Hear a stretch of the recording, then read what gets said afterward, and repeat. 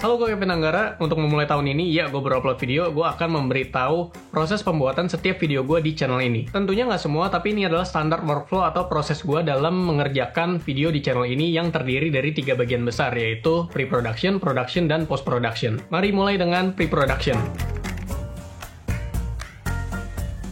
Pre-production adalah proses merencanakan dan menyiapkan hal-hal sebelum masuk ke proses production. Di sini biasanya gue akan mencari ide, membuat premis, lalu mengembangkannya ke dalam bentuk skrip. Contoh, gue punya ide untuk membuat video mengajak orang-orang mencuci tangannya karena menurut gue itu adalah salah satu tindakan yang bisa dilakukan untuk mencegah penyebaran virus di masa pandemi seperti sekarang ini. Tapi gimana ya caranya biar videonya nggak cuman, "Hai guys, gue Kevin Anggara, sekarang lagi pandemi, jangan lupa cuci tangan biar lu nggak mati." Nggak mungkin gitu dong. Tapi beneran, jangan lupa cuci tangan biar lu nggak mati. Ide yang sudah ada di kepala gue itu kemudian diubah menjadi premis. Apa itu premis? Premis adalah satu kalimat yang menjelaskan keseluruhan isi cerita lu. Umumnya mengandung karakter, tujuan, halangan. Dari ide gue tadi, premisnya kurang lebih seperti ini. Kevin ingin mencuci tangan, tapi pulpen temannya tersapu. Karakternya Kevin, tujuannya ingin mencuci tangan, halangannya pulpen temannya tersapu. Loh, apa hubungannya pulpen temannya tersapu dengan Kevin ingin cuci tangan? Itulah kenapa gue membuat skrip untuk menjelaskan itu semua, untuk membuat premis gue jadi cerita. Premis adalah guide untuk mencegah lu keluar jalur. Kalau nggak ada premis, video gue bisa jadi kemana-mana dan tujuan videonya sendiri jadi nggak jelas. Karena punya premis, gue jadi tahu gue mau ngapain. Berikutnya adalah hal yang gue suka, menulis skrip. Biasanya ketika punya ide atau premis, gue akan menulisnya biar nggak lupa. Masih dengan contoh yang sama, video gue yang judulnya cuci tangan. Skripnya itu gue tulis di notes di HP gue dari awal sampai akhir. Nggak jarang gue juga nulis skrip di laptop atau di PC gue. Cuman video soal PC,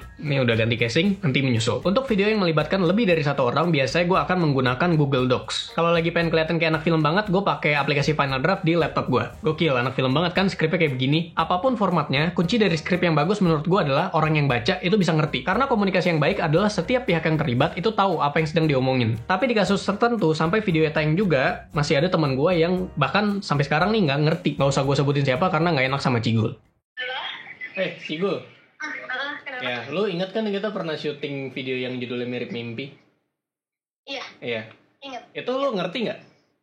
Video tentang apa? Enggak. Ingat. Kalau video yang gue buat membutuhkan shot yang banyak, biasanya gue akan membuat shotlist atau storyboard untuk memudahkan gue ketika masuk ke proses production. Ini adalah contoh shotlist yang gue buat di Google Sheets untuk video cuci tangan. Untuk format atau template-nya itu banyak banget di internet, lu bisa pakai yang lu butuhin aja. Misalnya lu butuh yang ada detail tipe shotnya kayak gimana, pakai lensa apa, dan sebagainya. Kalau gue lebih nyaman dengan template yang kayak tadi. Masih banyak hal yang ada di proses pre-production ini, misalnya bikin budget syuting, bikin jadwal, reading, test cam, dan sebagainya. Sekarang, setelah proses pre-production selesai, kita masuk ke proses yang berikutnya, production. Production adalah proses untuk memproduksi apa yang sudah disiapkan pada proses sebelumnya. Dalam hal ini berarti syuting, seperti yang sedang gue lakukan sekarang. Skrip yang sudah ditulis akan dijadikan sesuatu yang hidup sesuai dengan kebutuhan sehingga bisa ditonton seperti ini. Ya, kebayang kan syuting itu ngapain? Nah, gue pengen nunjukin sekarang kira-kira depan gue itu seperti apa point of view-nya.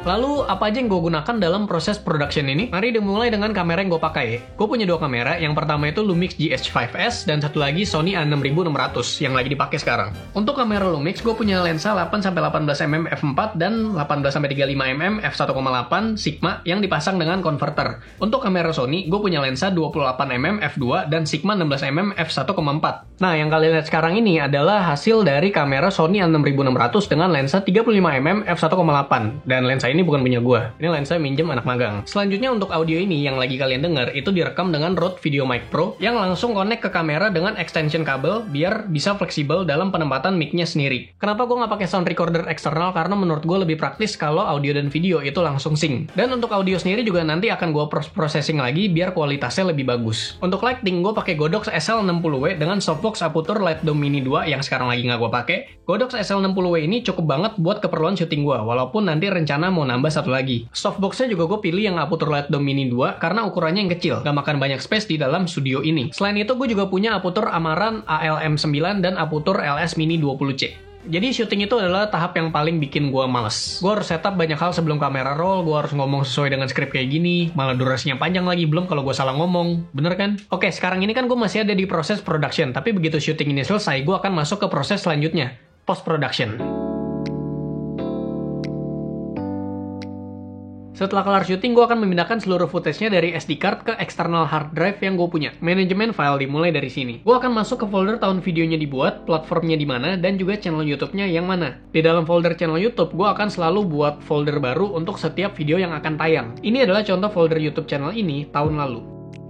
Gue ngedit video itu nggak di PC gue, melainkan di laptop gue, di MacBook. Aplikasi yang gue pakai untuk video editing adalah Final Cut Pro X atau Final Cut Pro X. Kenapa gue pakai ini? Karena gue udah terbiasa. Dari awal bikin video, gue ngeditnya di iMovie. Nah, terus gue pengen upgrade nih. Final Cut Pro ini itu mirip banget secara tampilan dengan iMovie, tapi lebih powerful. Jadi lo sampai sekarang gue pakai aplikasi ini. Kalau lo pada nyari yang gratisan, mungkin lo bisa pakai iMovie kalau lo ada di ekosistem Apple, atau kalau lo mau nyari yang gratisannya di Windows, lo bisa diskusi di kolom komentar di bawah. Pakai aplikasinya apa, karena gue nggak tahu. Nah, setelah file udah rapi, biasanya gue akan ngedit audionya dulu di awal. Ini biasanya untuk vlog-vlog yang ngomong kayak gini atau video sketsa komedi. Kenapa gue ngedit audio di awal? Karena gue harus ngimbangin levelnya dulu nih, khususnya untuk video sketsa komedi, karena yang main nggak cuman gue. Tujuannya adalah ketika nanti gue ngedit di Final Cut, itu gue udah fokus sama ceritanya, dan ya finishingnya aja, kayak nambahin lagu, sound effect, color correction, color grading, dan sebagainya. Begitu selesai dengan audio, yang gue lakukan berikutnya adalah import video dan audio yang udah diedit ke Final Cut. Setelah itu gue nge-sync video dan audionya. Nah, sekarang gue udah dapat banyak file video yang audionya udah oke. Berikutnya gue tinggal menjahit video-video itu sesuai dengan script dari awal sampai selesai. Ya, gue nggak usah jelasin detailnya kayak gimana karena gue bukan channel tutorial editing. Kira-kira gitu aja proses gue dalam membuat konten dari ide sampai jadi. Sekarang kita masuk ke kesimpulan.